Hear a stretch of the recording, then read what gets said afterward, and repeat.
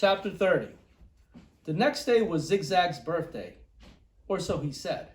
Zigzag lay in his cot as everyone's headed outside. I get to sleep in because it's my birthday. Then a little while later, he cut into the breakfast line just in front of Squid. Squid told him to go to the end of the line. Hey, it's my birthday, Zigzag said, staying where he was. It's not your birthday, said Magnet, who was standing behind Squid. It is too, said Zigzag, July 8th. Stanley was behind Magnet.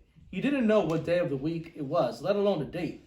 It could have been July 8th, but how would Zigzag know? He tried to figure out how long he'd been at Camp Green Lake. If indeed it was July 8th, I came here on May 24th, he said out loud. So that means I've been here 46 days, said Zero. Stanley was still trying to remember how many days there were in May and June. He looked at Zero. He learned not to doubt him when it came to math. 46 days, it felt more like 1,000. He didn't dig a hole that first day, and he hadn't dug one yet today. That meant he dug 44 holes, if it really was July 8th. Can I have an extra carton of juice? Zigzag asked Mr. Sir. It's my birthday. To everyone's surprise, Mr. Sir gave it to him. Stanley dug his shovel into the dirt. Hole number 45. The 45th hole is the hardest, he said to himself. But that really wasn't true, and he knew it. He was a lot stronger than when he first arrived. His body had adjusted somewhat to the heat and harsh conditions. Mr. Sir was no longer depriving him of water, after having to get by on less water for a week or so. Stanley now felt like he had all the water he could want. Of course, it helped that Zero dug some of his hole for him each day, but that wasn't as great as everyone thought it was. He always felt awkward while Zero was digging his hole, unsure of what to do with himself. Usually he stood around a while before sitting off by himself on the hard ground with the sun beating down on him. It was better than digging, but not a lot better. When the sun came up a couple hours later, Stanley looked for the thumb of God. The mountains were little more than dark shadows on the horizon. He thought he could make out a spot where the top of one mountain seemed to jut upward, but didn't seem very impressive. A short time later, the mountain was no longer visible, hidden behind the glare of the sun reflecting off the dirty air. It was possible, he realized, that he was somewhere near where Kate Barlow had robbed his great-grandfather. If that was really her lipstick tube he'd found, then she must have lived somewhere around here. Zero took his turn before the lunch break. Stanley climbed out of his hole and Zero climbed down into it. Hey, caveman, said Zigzag, you should get a whip. Then if your slave doesn't dig fast enough, you can crack it across his back. He's not my slave, said Stanley. We have a deal, that's all. A good deal for you, said Zigzag. It was Zero's idea, not mine. Don't you know, Zig? Said X-Ray coming over. Caveman's doing Zero a big favor. Zero likes to dig holes. He sure is a nice guy to let Zero dig his hole for him. And, said Squid. Well, what about me? Asked Armpit. I like to dig holes, too. Can I dig for you, Caveman, after Zero's finished? The other boys laughed. No, I want to, said Zigzag. It's my birthday. Stanley tried his best to ignore them. Zigzag kept at it. Come on, Caveman, be a pal. Let me dig your hole. Stanley smiled as if it were all a big joke. When Mr. Pendanski arrived with water and lunch, Zigzag offered Stanley his place in line. Since you're so much better than me. Stanley remained where he was. I didn't say I was You're insulting him, Zig, said X-Ray. Why should Caveman take your place when he deserves to be at the very front? He's better than all of us, aren't you, Caveman? No, said Stanley. Sure you are, said X-Ray. Now come to the front of the line where you belong. That's okay, said Stanley. No, it's not okay, said X-Ray. Come up here. Stanley hesitated, then moved to the front of the line. Well, this is a first, Mr. Pendanski said, coming around to the side of the truck. He filled Stanley's canteen and handed him a sack lunch. Stanley was glad to get away. He sat down between his hole and Zero's. He was glad that he'd been digging his own hole for the rest of the day. Maybe the other boys would leave him alone. Maybe he shouldn't let Zero dig his hole for him anymore. But he needed to save his energy to be a good teacher. He bit into his sandwich, which contained some kind of meat and cheese mixture that came in a can. Just about everything at Camp Green Lake came in a can.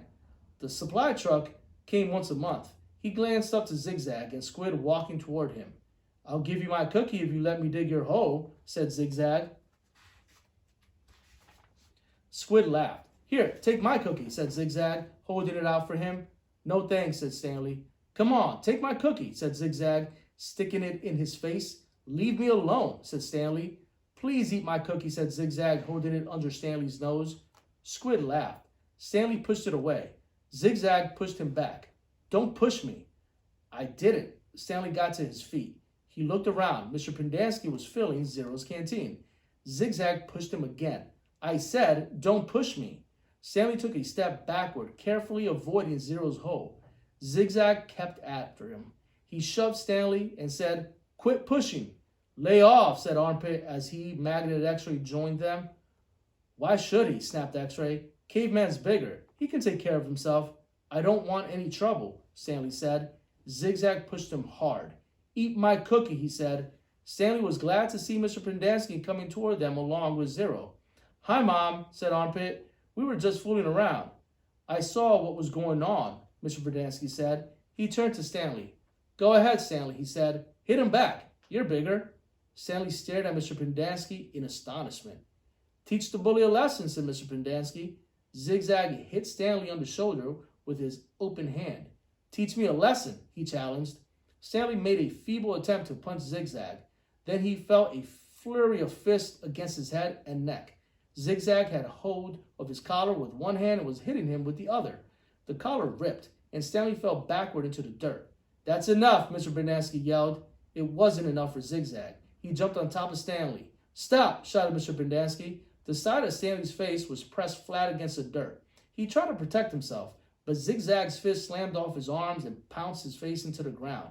All he could do was wait for it to be over. Then suddenly, Zigzag was off of him.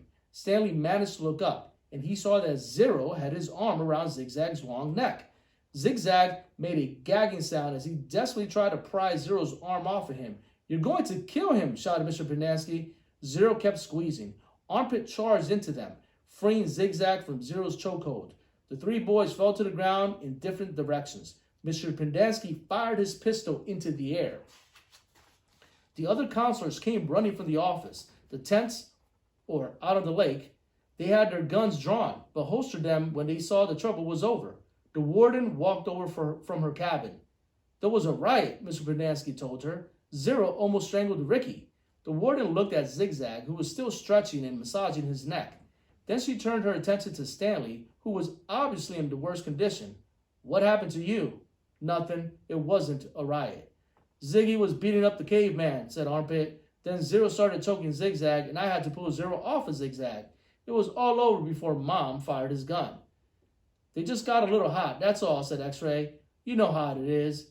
In the sun all day, people get hot, right? But everything's cool now. I see, said the warden. She turned to Zigzag. What's the matter? Didn't you get a puppy for your birthday? Zig's just a little hot, said X-Ray. Out in the sun all day, you know how it is. The blood starts to boil. Is that what happened, Zigzag? Asked the warden. Yeah, said Zigzag. Like X-Ray said, working so hard in the hot sun, while Caveman just sits around doing nothing. My blood boiled. Excuse me, said the warden. Caveman digs his holes, just like everyone else. Zigzag shrugged. Sometimes. Excuse me? Zero's been digging part of Caveman's hole every day, said Squid. The warden looked from Squid to Stanley to Zero. I'm teaching him to read and write, said Stanley. It's sort of a trade. The hole still gets dug, so what does it matter who digs it? Excuse me, said the warden. Isn't it more important for him to learn to read? Stanley asked. Doesn't that build character more than digging holes? That's his character, said the warden. What about your character? Stanley raised and lowered one shoulder. The warden turned to Zero. Well, Zero, what have you learned so far? Zero said nothing. Have you been digging Caveman's hole for nothing? The warden asked him. He likes to dig holes, said Mr. Pendanski. Tell me what you learned yesterday, said the warden. Surely you can remember that. Zero said nothing. Mr. Pendanski laughed. He picked up a shovel and said, You might as well try to teach this shovel to read. It's got more brains than Zero. The at sound, said Zero. The at sound, repeated the warden. Well then, tell me, what does C-A-T spell? Zero glanced around uneasily. Stanley knew the answer. Zero just didn't like answering questions. Cat, Zero said. Mr. Pendanski clapped his hands. Bravo, bravo, the boy's a genius. F-A-T, asked the warden. Zero thought a moment. Stanley hadn't taught him the F sound yet. F, Zero whispered. F. Act. Fat. How about H-A-T, asked the warden. Stanley hadn't taught him the H sound either. Zero concentrated hard, then said, Chet. All the counselors laughed. He's a genius, all right, said Mr. Pendanski. He's so stupid, he doesn't even know he's stupid. Stanley didn't know why Mr. Pendanski seemed to have it in for Zero. If Mr. Pendanski only thought about it, he'd realize it was very logical for Zero to think that the letter H made the ch sound.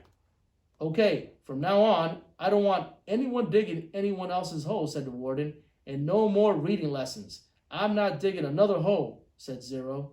Good, said the warden. She turned to Stanley. You know why you're digging holes?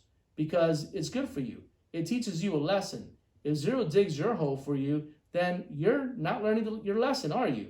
I guess not, Stanley mumbled, although he knew they weren't digging just to learn a lesson. She was looking for something that belonged to Kissing Kate Barlow. Why can't I dig my own hole, but still teach Zero to read? He asked. What's wrong with that? I'll tell you what's wrong with that, the warden said. It leads to trouble. Zero almost killed Zigzag. It causes him stress, said Mr. Pendanski. I know you mean well, Stanley, but face it. Zero's too stupid to learn to read. That's what makes his blood boil, not the hot sun. I'm not digging another hole, said Zero. Mr. Pendanski handed him the shovel. Here, take at it, Zero. It's all you'll ever be good for. Zero took the shovel. Then he swung it like a baseball bat. The metal blade smashed across Mr. Pendanski's face. His knees crumbled beneath him. He was unconscious before he hit the ground. The counselors all drew their guns. Zero held the shovel out in front of him, as if he were going to try to bat away the bullets. I hate digging holes, he said. Then he slowly backed away. Don't shoot him, said the warden. He can't go anywhere. The last thing we need is an investigation.